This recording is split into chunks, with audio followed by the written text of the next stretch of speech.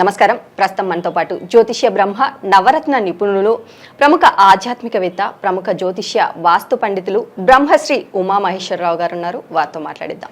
నమస్కారం గురువుగారు. ఆయుష్మాన్ భవ. గురుగారు, జూలై నెలలో మరి కన్యా రాశి వారికి ఎలా ఉండబోతుందో తెలియచేయండి. జన్మస్థానంలో అయిన కన్యా రాశిలోనే కేతుగ్రహం ఉంది. సప్తమ స్థానమైన మీనరాశిలోని రాహుగ్రహం ఉంది. అలాగే కేతుగ్రహం మీద గురుదృష్టి ఉంది. కేతుగ్రహం వల్ల గురుదృష్టి ఉంది. గురుదృష్టి ఉన్నందువల్ల కేతుగ్రహము శుభదాయకమైన ఫలితం వల్ల మారిపోయింది. అంటే కన్యారాశి వారు చేసిన పనులు, ఏ పని చేసినా ఆడిన ఆట పాడిన పాట బ్రహ్మాండంగా చెల్లుతుంది. అనుకున్న పనులన్నీ సకాలంలో చేయగలరు. అలాగే దూర ప్రయాణాలు చేస్తారు. దూర ప్రయాణాలలో లాభదాయకమైనటువంటి స్థితిగతులు పొందుతూ ఉంటారు. అలాగే విందు వినోద కార్యక్రమాల్లో కూడా వీళ్ళు పాల్గొంటున్నారు. విందు వినోద కార్యక్రమాల్లో పాల్గొనడమే కాకుండా స్థిర ఆస్తులను, అంటే దూర ప్రాంతాలకు వెళ్ళి అక్కడ ఆస్తి నిమిత్తంగా వేరే వ్యక్తులు పరిచయం అయ్యి ఆ ఆస్తి కొనుగోలు చేయడానికి కానీ ఆలోచనాపరమైన పరిస్థితులు వీళ్ళకి కలుగుతూ ఉంటాయి ఈ కన్యరాశి వారికి. దానివల్ల లాభదాయకమైన పరిస్థితులు పొందుతున్నారు. అలాగే భార్యాభర్తలు దూర ప్రాంతాలు ప్రయాణాలు చేసి విందు వినోదాల్లో పాల్గొంటున్నారంటే భార్యాభర్తల కలయికలు బాగున్నది కదా అక్కడ. అటువంటి పరిస్థితులు కలుగుతూ ఉన్నాయి. అలాగే ఈ యొక్క స్థానంలో కేతుగ్రహం ఉంది అంటే భక్తిపరమైన పరిస్థితులు ఏర్పడుతున్నాయి. కన్యరాశిలో కేతుగ్రహం ఉంది కాబట్టి భక్తిపరమైన పరిస్థితులు ఉంటాయి. అంటే కేతువు మోక్షకారకుడు. మోక్షం అంటే చావును కాదు లెక్క. మోక్షం అంటే దైవతత్వానికి ఇస్తాడు, దైవ విధానంగా. అంటే దైవ దర్శనాలు ఎక్కువ చేసుకుంటారు. అలాగే వ్యాపార రంగముల్లో ఉన్నవాళ్ళు వ్యాపారాలు కొడుకులకు కానీ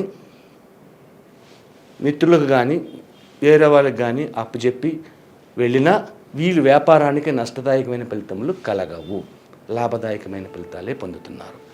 ఇక ముఖ్యంగా చెప్పుకోవాలి వస్త్ర వ్యాపారులు. ఈ వస్త్ర వ్యాపారం చేసే వాళ్ళకి 3 పువ్వులు 6 కాయలే ఉంది. చాలా లాభదాయకమైన ఫలితాలు పొందుతారు. ఆషాఢ మాసం సేల్స్లో ఆఫర్స్ పెడతారు. అటువంటివన్నీ కూడా లాభదాయకమైన స్థితిని తీసుకొచ్చే పరిస్థితులే ఈ యొక్క రాశి వారికి వస్తూ ఉంది. ఇక ఫుడ్ ఐటమ్స్, హోటల్స్ వారికి ఏ రకంగా ఉంది? చాలా బాగుంది.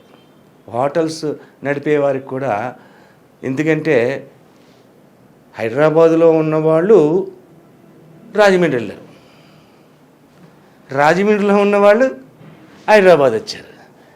మరి ఇక్కడ వాళ్ళు అక్కడికి వచ్చి అక్కడికి వాళ్ళు ఎక్కడికి వచ్చారు, ఫుడ్ ఎక్కడ చేస్తారు? హోటల్లోనే చేస్తారు.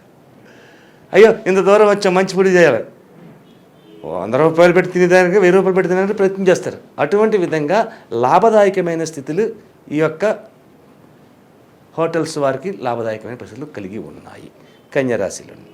అలాగే విద్యార్థులు, మీరు అడిగే ప్రశ్నలకి జవాబు, విద్యార్థులు విదేశ గమనాలు చేస్తే ఏ రకంగా ఉంటుంది? బ్రహ్మాండంగా ఉంటుంది. ఏ విధమైన నష్టము లేదు కన్యరాశి వారికి, కష్టము లేదు. ఏ రకంగా వెళ్ళినా కూడా ఎదరికి దూసుకుపోవడం అనేది జరుగుతూ ఉంటుంది ఈ యొక్క కన్యరాశి వారికి.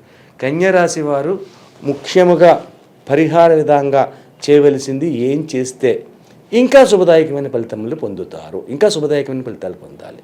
గురువారం నాడు సాయిబాబా గుడికి వెళ్ళండి. గురువారం నాడు సాయిబాబా గుడికి వెళ్ళి పాలకోవా, ఒక ఎల్లో కలర్లో ఉన్న పుష్పం తీసుకువెళ్ళి పాలకోవాని తీసుకెళ్ళి నివేదన చేయించండి. నివేదన చేయించి ఆ పాలకోవాని తీసుకుని అక్కడ ఉన్న భక్తులకి పంచండి. ఆ తర్వాత ధుని దగ్గరికి వెళ్ళి ముందు ధునిని దర్శనం చేసుకుని ఆ ధుని దగ్గర నుంచి ఆ పక్కన విభూతి పెడతారు. ఆ విభూతి తెచ్చుకుని ప్రతిరోజు విభూతి ధారణ చేయండి. ఎన్ని గురువారాలు అయితే వస్తాయో అన్ని గురువారాలు కూడా ఇలాగ చేయండి. ఈ నెలంతా యోగదాయకమైన స్థితిగతులు పొందడమే కాకుండా ఇంకా లాభదాయకమైన ఫలితాలు పొందుతారు. వీలైతే షిరిడీ వెళ్ళడానికి కూడా ట్రై చేయండి. ఇది కన్యరాశి వారి యొక్క శుభదాయకమైన ఫలితం. మరి అలాగే వృత్తి ఉద్యోగాలు ఎలా ఉండబోతున్నాయి? వృత్తి ఉద్యోగ రంగంలో ఉన్న వాళ్ళకి బాగానే ఉంది, వృత్తిగా చేసే వాళ్ళకి కూడా లాభదాయకమైన పరిస్థితులు ఉన్నాయి. కానీ కొద్దిగా అశుభదాయం ఎక్కడొచ్చిందంటే చిన్న చిన్న పనులు చేసుకునే వాళ్ళకి అంటే ప్రమాదకరమైన స్థితులు కలుగుతున్నాయి. కాబట్టి జాగ్రత్తగా ఉండాలి. ఎత్తు నుంచి పడడము ఎందువల్ల వస్తుంది? అది కుజతత్వ విధానాన్ని చూపించడానికి వస్తుంది. కాబట్టి ఎత్తు నుంచి పడడానికి అవకాశం ఉంటుంది. బిల్డింగ్లు కట్టేవాళ్ళు అలాంటి వాళ్ళు ఉంటారు కదా, జాగ్రత్త వహించుకోవాలి. అలాగే సాయిబాబా గుడికి వెళ్ళి ఈ విభూతిని ధరిస్తే ఈ దోషం కూడా నెరవేరకుండా దగ్గరికి రాకుండా దూరం చేస్తుంది. అలాగే గురుగారు, జూలై నెలలో మరి కన్యారాశి వారికి ఎలా ఉండబోతుంది, అలాగే వారు పాటించాల్సిన పరిహారాలు ఏంటనేసి చాలా చక్కగా వివరించారు. ధన్యవాదములు. ఆయుష్మాన్ భవ. మా యూట్యూబ్ని మీరు అందరూ శ్రద్ధగా చూస్తున్నారు. అలాగే మీ దగ్గర నుంచి మాకు చాలా కాల్స్ వస్తున్నాయి, ఆనందదాయకంగానే ఉన్నది. కానీ ఒక చిన్న విషయాన్ని మీకు తెలియపరచాలి.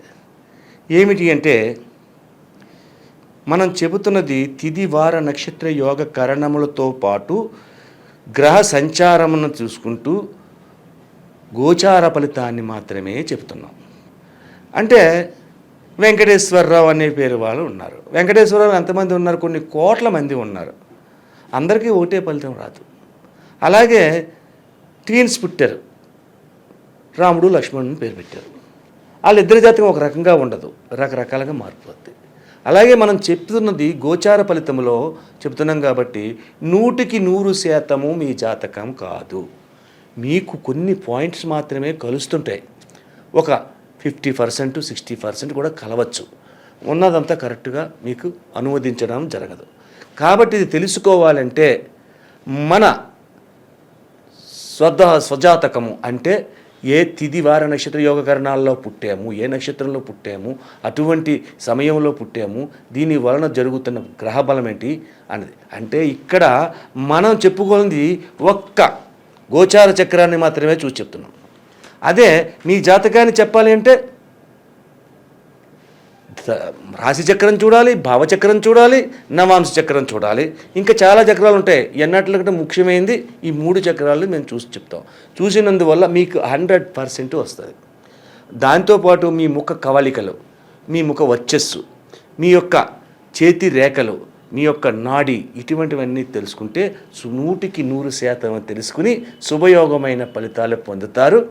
అదృష్ట రంగులు, అదృష్ట రత్నాలు, అదృష్ట యోగాలు, అదృష్ట వారాలు, అదృష్ట నక్షత్రాలు, కీడు చేసే నక్షత్రాలు, ఇవన్నీ కూడా మీ యొక్క జాతకానికి వస్తాయి. కాబట్టి ఎవరైనా జాతకాన్ని తెలుసుకోవాలంటే జ్యోతిష్యుని దగ్గరికి వెళ్ళి తెలుసుకుంటే మీకు 100% పొందుతారు.